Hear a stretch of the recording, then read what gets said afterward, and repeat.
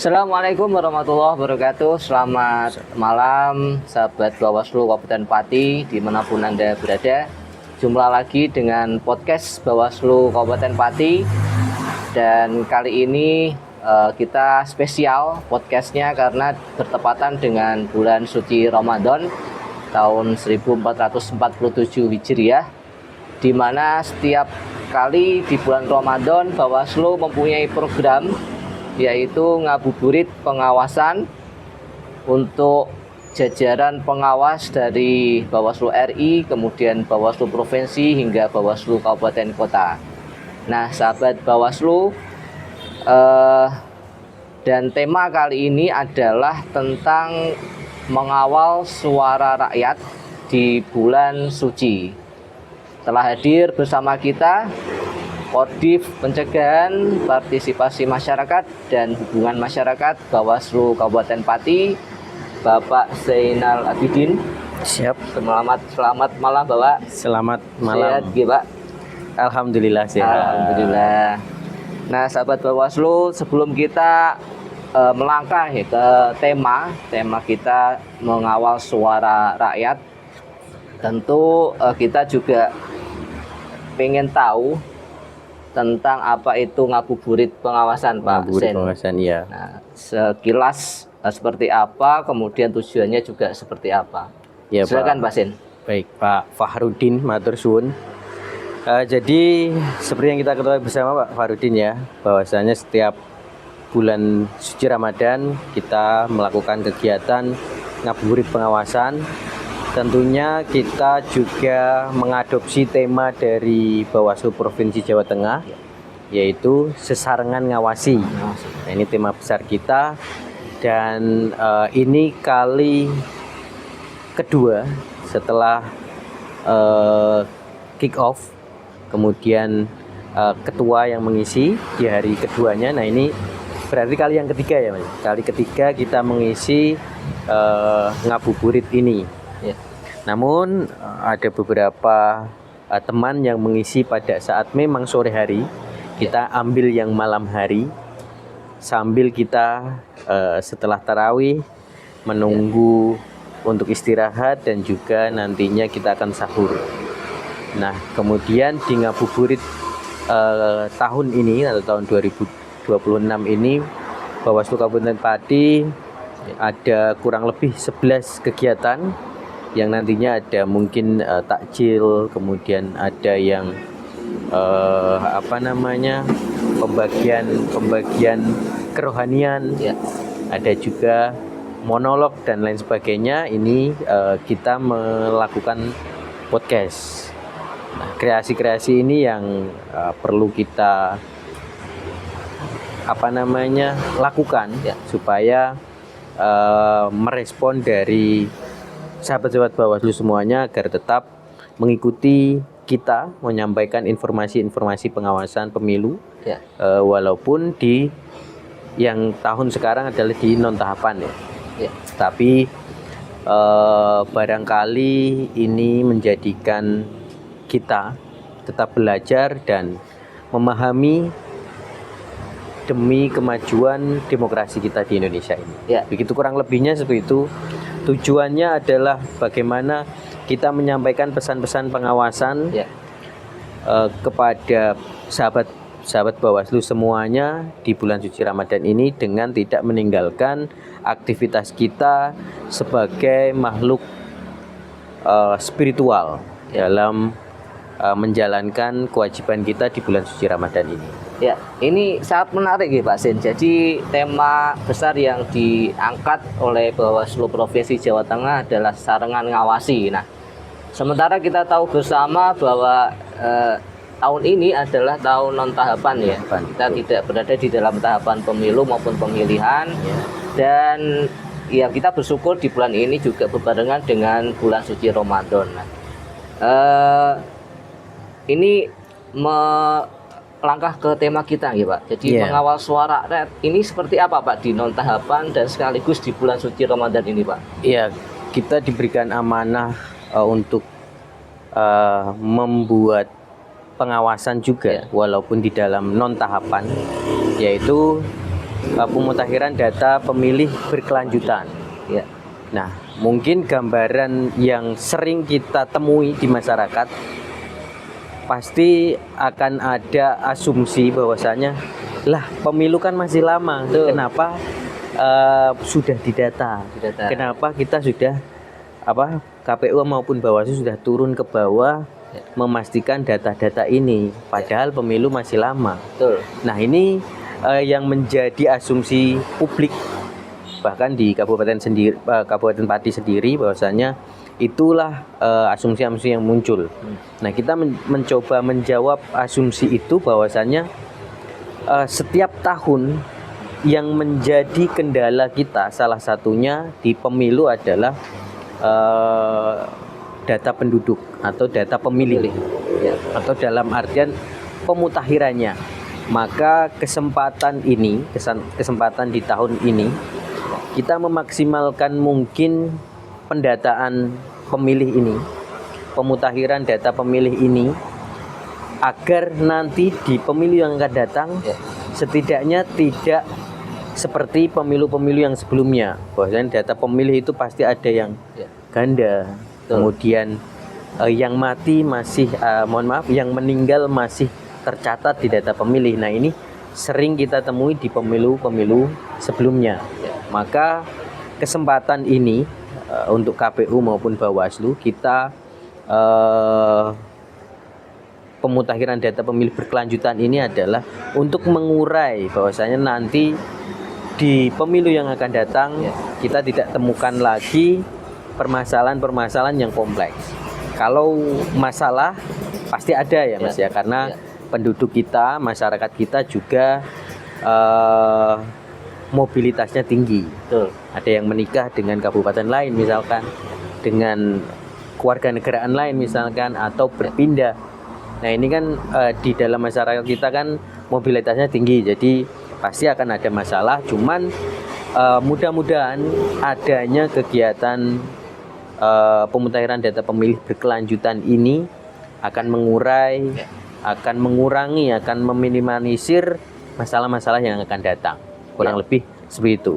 Nah, kita tahu bersama nggih Pak Sen, jadi pemutakhiran data pemilih berkelanjutan ini sudah berlangsung dari tahun kemarin ya Pak Sen, tahun 2025. Betul. Kalau nggak salah tepatnya di bulan Juli ya Pak Sen. Betul. Nah, ini tentu kita sudah melaksanakan pengawasan maupun pencegahannya ya Pak Sen. Nah, khusus di bulan suci Ramadan ini Pak Sen, mungkin ada strategi pencegahan atau pengawasan untuk pemutakhiran data pemilih berkelanjutan ini Pak Sen, monggo. Ya, tentunya yang selalu kita lakukan dari tahun kemarin sampai hari ini ya. Kita melakukan uji petik. Betul. Kita melakukan update data di wilayah desa masing-masing. Kurang lebihnya ada 402 desa ya, tetapi kita tidak mampu menjangkaunya. Tetapi paling tidak sekitar 3 bulan sekali kita menanyakan kepada yang bersangkutan, misalkan di Dukcapil ataupun di kecamatan bagian pencatatan kependudukan ya, atau bahkan di desa kita menanyakan update data mana-mana yang ada perpindahan penduduk misalkan, ataupun ada pindah masuk, ataupun ada yang meninggal, atau ada yang sudah 17 tahun ke atas. Dan strategi ini saya pikir cukup efektif ya, cukup efektif karena kita langsung ke sumbernya. Betul. Karena kalau kita door to door, kita belum memiliki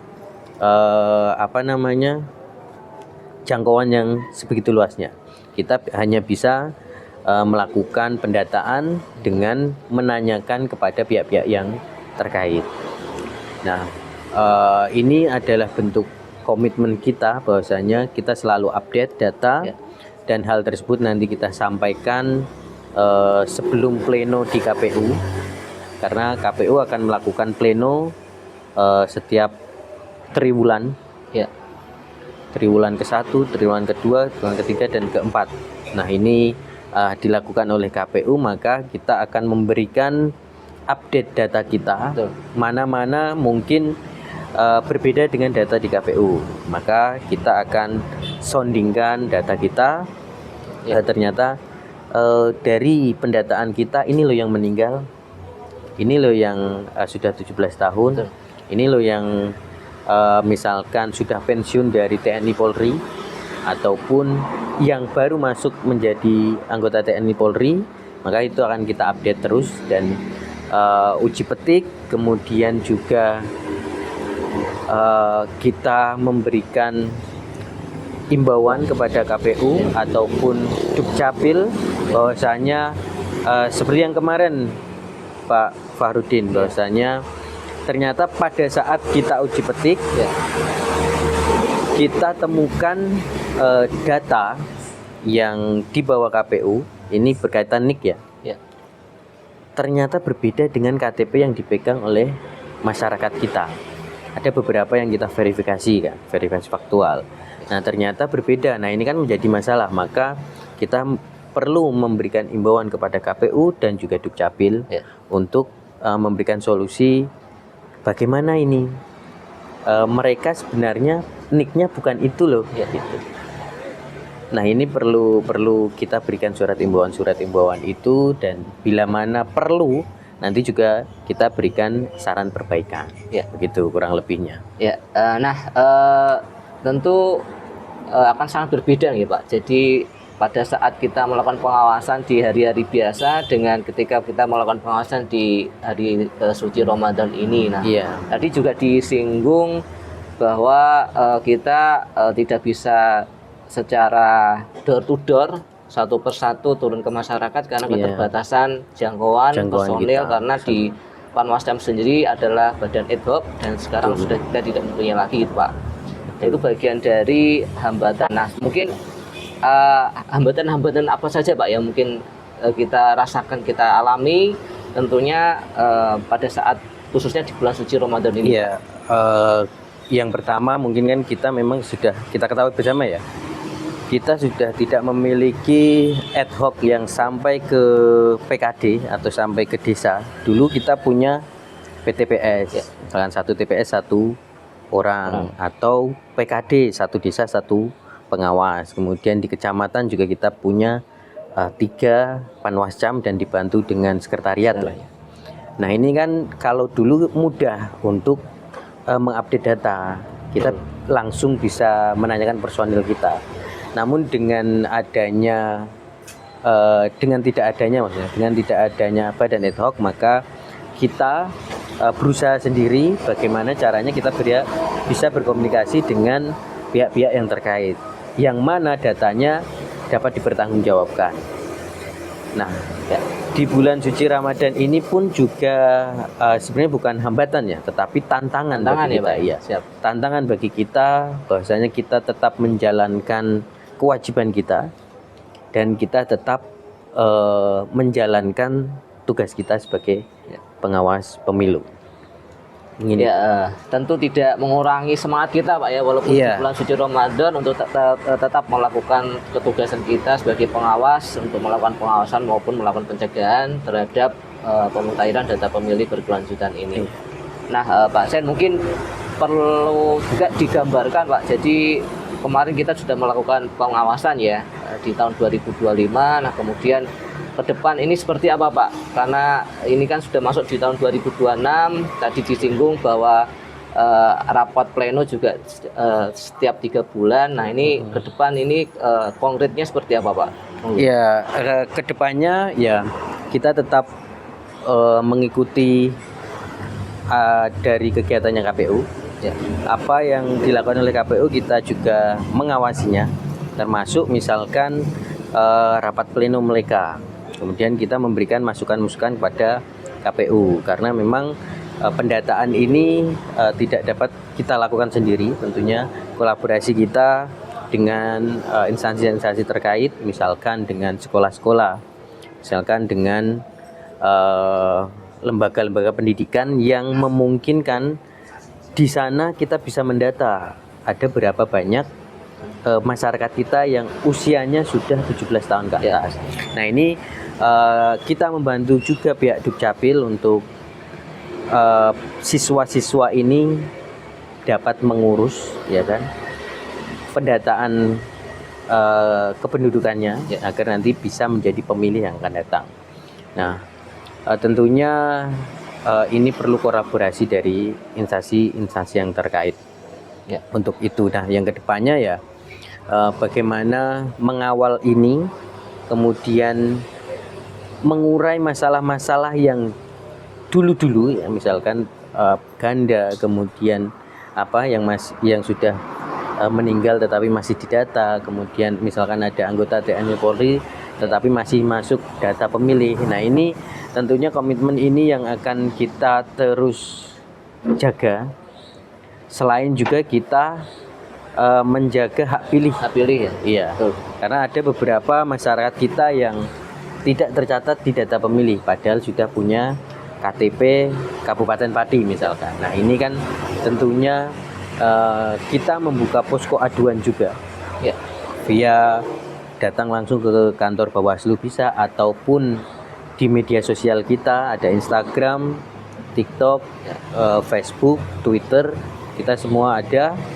Nah, kemudian bisa melaporkan, misalkan ada masyarakat di Kabupaten Pati yang sudah pindah ataupun sudah memiliki KTP Kabupaten Pati, ya, secara faktanya, kemudian tetapi belum masuk di data pemilih, maka kita himbau kepada masyarakat Pati untuk dapat melaporkan langsung ke Bawaslu Kabupaten Pati. Ya, luar biasa Pak Sen. Jadi selain kita tadi disinggung, kita juga memberikan himbauan ke KPU melakukan berbagai bentuk pencegahan. Kita juga mendirikan posko aduan ya Pak untuk pengawasan pemuteran data pemilih berkelanjutan ini.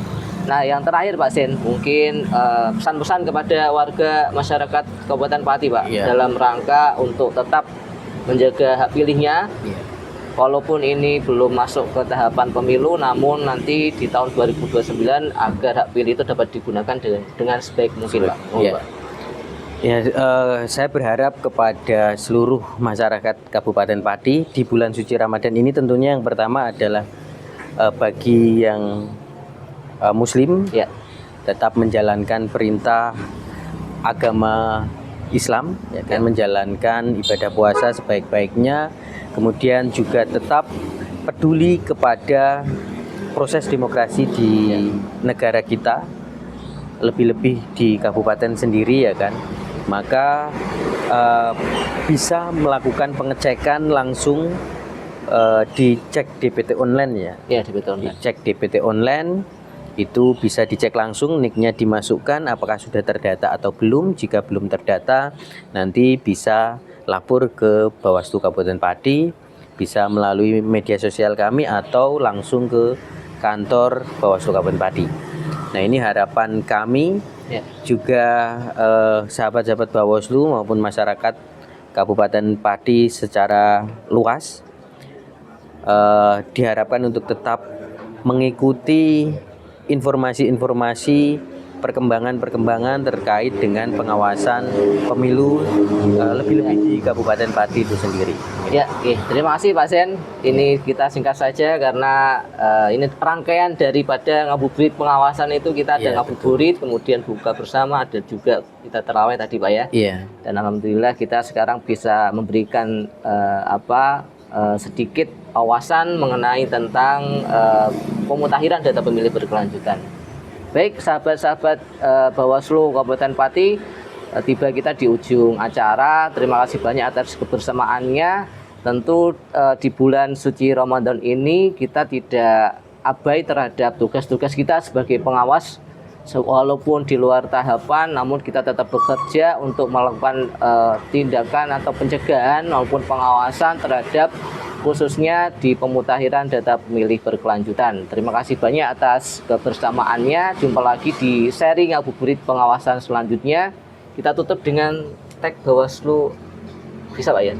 Bisa. Bersama rakyat itu ya? Iya. Nah, itu ya. Boleh. 1, 2, 3. Bersama rakyat awasi pemilu, bersama Bawaslu tegakkan keadilan pemilu. Assalamualaikum warahmatullahi wabarakatuh.